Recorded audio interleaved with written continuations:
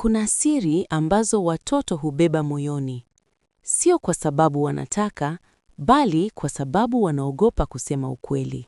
Hii ni hadithi ya Rose, mtoto mdogo aliyekuwa akiishi katika hofu, ndani ya nyumba yake mwenyewe.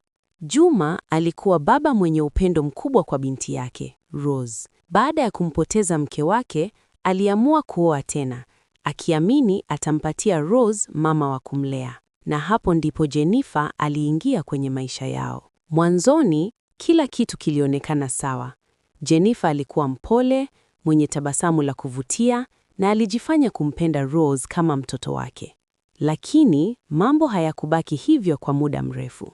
Kila Juma alipokuwa anaondoka kwenda kazini au safari, tabia ya Jennifer ilibadilika. Tabasamu lake lilitoweka na macho yake yakawa ya hasira. Rose alianza kuishi kwa hofu. Fanya ninachokuambia, Jennifer alipaza sauti siku moja. Na hapo ndipo mateso yakaanza. Jennifer alianza kumtesa Rose, alimnyima chakula, alimlazimisha kazi nzito na wakati mwingine alimfungia chumbani gizani. Kila Rose alipolia, alinyamazishwa kwa vitisho. Ukisema kwa baba yako, nitakuua. Maneno hayo yalimfunga Rose kimya. Aliogopa kusema ukweli, hata kwa baba yake mwenyewe. Kila jioni Juma aliporudi nyumbani, alimkuta Rose akiwa kimya, mwenye huzuni, lakini hakusema chochote.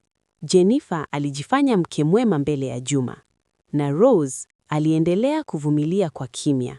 Siku moja, Juma alilazimika kusafiri kwa siku 3. Alimkumbatia Rose kwa upendo. Binti yangu, nitakurudia na zawadi, alisema kwa furaha.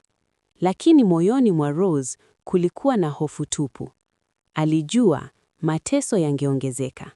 Na kweli, Jennifer alizidisha ukatili wake. Usiku moja, alimfungia Rose nje kwenye baridi kali. Rose alikaa peke yake gizani, akitetemeka, machozi yakimtoka kimya kimya. Hakukuwa na mtu wa kumsaidia. Au ndivyo alivyodhani. Jirani yao, Mama Rehema, alianza kushuku.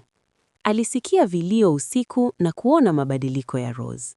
Usiku huo, alipochumulia dirishani, alimwona Rose nje, akitetemeka kwa baridi. Alishtuka sana. Asubuhi nitachukua hatua, alijisemea. Siku iliyofuata, Mama Rehema alijaribu kumuuliza Rose, lakini Rose aliogopa. Hakusema ukweli. Hivyo, Mama Rehema aliamua kumsubiri Juma arudi. Juma aliporudi, alishtuka kumwona Rose akiwa na majeraha madogo. Hii ni nini? Aliuliza kwa wasiwasi. Lakini Jennifer alijibu haraka. Ameanguka tu. Lakini safari hii, Juma hakuridhika. Mama Rehema alimuita Juma pembeni na kumweleza kila kitu. Moyo wa Juma ulianza kujaa hasira na maumivu. Aliamua kuthibitisha ukweli. Alijifanya anaondoka Kena, lakini alijificha nje ya nyumba. Baada ya muda, alisikia sauti. Jennifer alikuwa akimfokea Rose, na kilio cha mtoto kilisikika wazi. Hapo, Juma hakuweza kuvumilia tena. Alivunja mlango kwa nguvu na kupiga kelele. Jennifer! Rose alikimbia na kumkumbatia baba yake, akilia kwa uchungu. Baba, ananitesa na alinitishia kuniua. Ukweli ulifichuka. Jennifer alisimama kimya, bila la kusema. Juma, akiwa na hasira kali, alimfukuza Jennifer mara moja. Baada ya siku chache, Rose alianza kurudia tabasamu lake. Na Juma alijifunza somo moja kubwa.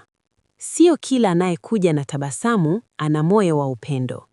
Na wakati mwingine, ukimya wa mtoto unaficha maumivu makubwa sana. Kama kuna mtoto anayeteseka, msikie, msaidie, kabla haijachelewa. Hii ilikuwa hadithi ya Rose. Hadithi ya siri iliyofichuka kwa wakati.